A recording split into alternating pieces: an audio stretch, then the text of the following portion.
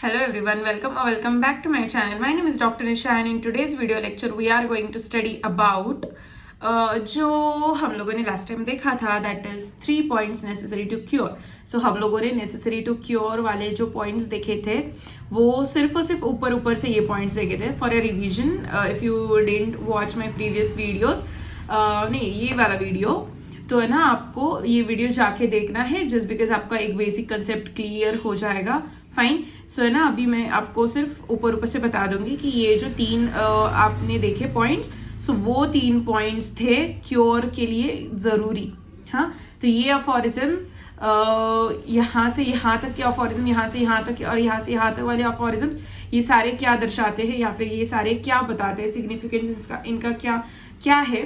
तो ये सारे के सारे प्रैक्टिकल पॉइंट ऑफ व्यू से देखे जाते हैं. मतलब इन सब के बेसिस पे आगे वाली पूरी पैथी है, आगे वाला पूरा अंडरस्टैंडिंग है. ठीक है, तो ये बहुत ही ज्यादा मेन है. हाँ, और अगर ये आता है एग्जाम में तो ये डायरेक्टली 20 मार्क्स का बड़ा लॉन्ग क्वेश्चन आता है. और है ना, डिफरेंट टाइप से आता है, डिफरेंट तरीके से पूछा जाता है. सीधा 3 पॉइंट्स नेसेसरी टू क्योर ऐसा नहीं होता है, बट वहां पे आपको देंगे कि है ना points to necessary to cure, 3 mention नहीं करेंगे. फिर cure how is homoeopathically cure takes place ऐसा भी पूछते हैं. ठीक है, या फिर explain from aphorism number 72 to 104, ऐसे 10 मार्क्स का ये इन्वेस्टिगेशन ऑफ डिसीज ये भी आता है. ठीक है, क्वेश्चन. सो ऐसे डिफरेंट टाइप्स के क्वेश्चंस आते हैं. सो दैट है ना, आपको ये सारा है ना आंख के नीचे से जाना बहुत ज्यादा जरूरी है. तो अभी हम लोगों ने सारे 3 पॉइंट्स का ऊपर से देख लिया था लास्ट लेक्चर में. तो अभी हम लोग देखेंगे डिटेल में एक पॉइंट को. तो आज के लेक्चर में हम लोग पॉइंट 1 देखेंगे. फाइन. सो पॉइंट 1 में क्या दिया है, द इन्वेस्टिगेशंस ऑफ डिसीज.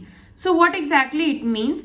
तो है ना, इन्वेस्टिगेशन ऑफ डिसीज मतलब क्या होता है, एक नाम से आप लोग पूछ लो. मतलब आप लोग सोचो कि इन्वेस्टिगेशन ऑफ डिसीज मतलब क्या डिसीज है, कैसे वो होता है, किस चीज से वो होता है, कॉज क्या है उनका बेसिकली, फिर उसके क्या क्या साइंस एंड सिम्टम्स थ्रो करते हैं, ये क्यों जरूरी होता है. Diagnosis, why diagnosis is important. पहली बात तो प्रोग्नोसिस हमें पता चलता है, मतलब एक ड्यूरेशन ऑफ डिसीज और उसका कैसे वो कम होगा, कैसे ना अच्छा होता जाएगा. फॉर एग्जाम्पल डेंगू में, तो डेंगू फीवर तो पहले से आता है with some few signs and symptoms. जैसे 3rd 5th डे जाता है तब फीवर कम होता है एंड रैशेस आने लगते हैं. ठीक है, तो है ना रैशेस, उसके बाद ईचिंग होने लगती है. सो धीरे वो रैशेस भी चला जाता है, ईचिंग भी चली जाती है. तो दिस इज द थिंग. तो है ना, हमें पता चलता है कि डेंगू फीवर ही था टिपिकली. हाँ, IgG पॉजिटिव आता है, IgM पॉजिटिव आता है. हाँ, तो वो क्या पता चलता है कि 3 वीक्स के बाद भी वो डिसीज है. सो डिसीज होके गया है. सो ये सारी चीज इसक्यों क्यों ये सारा इंपॉर्टेंट है डिसीज नॉलेज, क्योंकि हमें पता होना चाहिए कि ये इंसान को हुआ क्या है. कभी हम लोग है ना, मतलब हमें सिमिलम मेडिसिन नहीं मिलती. कभी पेशेंट इस कंडीशन में नहीं होता कि वो मेडिसिन मतलब सिमिलम निकालने के लिए पूरा केस टेकिंग दे. तो है ना, तब आप एटलीस्ट उसको सिम्टोमेटिक बेस पे या फिर कुछ कीनोट बेस पे आप कुछ दे पाओ, उसकी हेल्प कर पाओ. तो ये ही मोटिव रहता है वो टाइम पे. तो that's why for this reason we have to know the fate of disease या फिर इन्वेस्टिगेशन ऑफ डिसीज या फिर नॉलेज ऑफ डिसीज. ठीक है, सो यही एक्सप्लेनेशन है. That is skill and knowledge of disease. One must know, one physician, homeopathic physician must know the knowledge of disease. They should have that skill.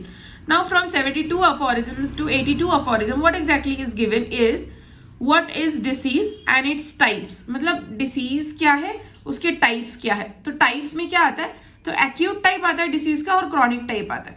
तो acute type में कैसे रहता है onset, बहुत सडन ऑनसेट रहता है. Chronic type में कैसे रहता है, धीरे बढ़ता रहता है. Like viral fever, bacterial fever हम लोग जैसे बोलते हैं ना. सो कैसे रहता है, वायरल में सडन ऑनसेट. बैक्टीरियल में कैसे रहता है, वो स्लो स्टेडी ग्रोथ रहता है, स्लो स्टेडी उसका पूरा का पूरा साइंस एंड सिम्टम्स का डेवलपमेंट रहता है और डीपर स्टेट में रहता है, मतलब बहुत अंदर से। हाँ, और कभी भी आपने नोटिस किया होगा क्रॉनिक पेशेंट जो रहते हैं, मतलब बैक्टीरियल इन्फेक्शन के जो भी पेशेंट रहते हैं ना, they are like sick looking faces, they are very lethargic, they are very dull, हाँ, they are not so active. But अगर क्रॉनिक एक्यूट का देखा जाए तो एक्यूट में पेशेंट्स आर लाइक हाँ आई विल बी फाइन, वहां पे सिक लुकिंग नहीं रहता, वहां पे इतना ऐसे डीप या फिर ऐसे बहुत वीकनेस वगैरह नहीं रहता वहां पे। हाँ, थोड़ा बहुत रहता है लेकिन इतना नहीं जितना कि बैक्टीरियल इन्फेक्शन में रहता है। सो सिमिलरली उसी टाइप से एक्यूट और क्रॉनिक को भी आप देखो study point of view, it is not practically but study point of view से you can compare with that. Then disease का कॉज क्या होता है, तो एक्साइटिंग कॉज एक तो पहले होता है, किस चीज से एक्साइट होता है वो कॉज, फिर डिसीज कॉज होता है। मेंटेनिंग कॉज लाइक मेंटेन रहता है, उसको निकालने के बाद पेशेंट ठीक हो जाएगा, लेकिन वो मेंटेनिंग कॉज है, इसके लिए वो पेशेंट ठीक ही नहीं हो पा रहा है, तो ये maintaining cause. Fundamental cause that is miasmatic cause, ठीक है।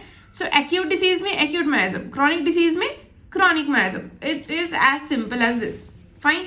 Now next thing, so nextly from aphorism number 83 to 104 it is given that कि केस टेकिंग की प्रोसीजर क्या है। मतलब केस टेकिंग, होम्योपैथिक फिजिशियन ने एक स्किल अपने अंदर रखना ही चाहिए कि जितने अच्छे से आप लोग केस लोगे ना, उतने अच्छे से आप लोग उसको ट्रीट कर पाओगे। A good case taking is a half work done और समथिंग, कुछ फ्रेज था, I forgot that phrase, sorry for that, but ऐसे बोला गया है, ठीक है। सो इतनी अच्छी केस लेनी है कि बस सिविल में मिलनी ही चाहिए। हाँ, अच्छे से पकड़ में आना चाहिए वो की नोट पॉइंट्स उनके। फिर आता है गाइडलाइंस ऑफ फिजिशियंस। सो ये फॉरेंसिक में क्या क्या दिया है, तो केस टेकिंग का प्रोसीजर दिया है, गाइडलाइंस ऑफ फिजिशियन। फिजिशियन का गाइडलाइन मतलब क्या, आपको कब कब रिपीटेशंस देनी चाहिए, आपको केस कैसी लेनी चाहिए, कैसी नहीं लेनी चाहिए, प्रेजुडाइज होना चाहिए, नहीं होना चाहिए, ये सारी चीजें ऑब्जर्वेशन करनी चाहिए। फिर डिसीज का नॉलेज होना चाहिए, फिर आप शांति से नरेशन पूछना चाहिए, पेशेंट को बीच में टोकना नहीं चाहिए। So there are different things which you need to know. Then understanding of individual sufferings. Understanding of sufferings मतलब क्या, तो है ना आपको पता होना चाहिए कि है ना पेशेंट किस दौर से जा रहा है, पेशेंट को क्या सफरिंग हो रही है, ये सब कुछ आपको पता होना चाहिए और आपको समझ में आना चाहिए। हाँ, ओके, ये स्टैंडिंग का स्पेलिंग गलत है, सो माय मिस्टेक। फिर difference of patient suffering and disease. So देखो, केस टेकिंग में हमें पता चलता है कि पेशेंट एग्जैक्टली किस चीज से जा रहा है, उसकी क्या क्या सफरिंग से। सो है ना, हम लोगों को पता होना चाहिए कि केस टेकिंग में हम लोग कैसे करते हैं कि है ना, अच्छा ये है आपको, अच्छा फीवर है आपको, कब से फीवर है, 5 दिन से, अच्छा ठीक है, आपको मतलब सर्दी हो रही है, अच्छा हो रही है, ठीक है, कैसी सर्दी है, नाक बह रहा है, अच्छा ठीक है, नाक बह रहा है, ओके, ऐसा नहीं पूछना चाहिए, ठीक है। और अगर पूछ भी लिया, ठीक है, तो भी है ना, मतलब अच्छा आपको डेंगू फीवर है, आपने NS1 पॉजिटिव आया है, ठीक है, फिर तो हम लोग मेडिसिन दे दें, तो ऐसा नहीं होना चाहिए। आपको ना कैरेक्टरिस्टिक सिम्टम्स पकड़ में आने चाहिए। Why you are taking case, कि है ना इंडिविजुअलाइजेशन आना चाहिए हमको, पेशेंट का कीनोट सिम्टम्स पता होना चाहिए, इसलिए हम लोग केस लेते हैं, ठीक है। So this is the motive. हाँ, सो या दिस वॉज इट, ये ही था first investigation of disease from aphorism number 72 to 104 के पॉइंट में। So I hope you understand this lecture. I hope you like this lecture. If do, then do consider subscribing to my channel. And please, अगर कुछ भी doubts हो, you can ask me directly in the comment sections. Till then, bye. Thank you.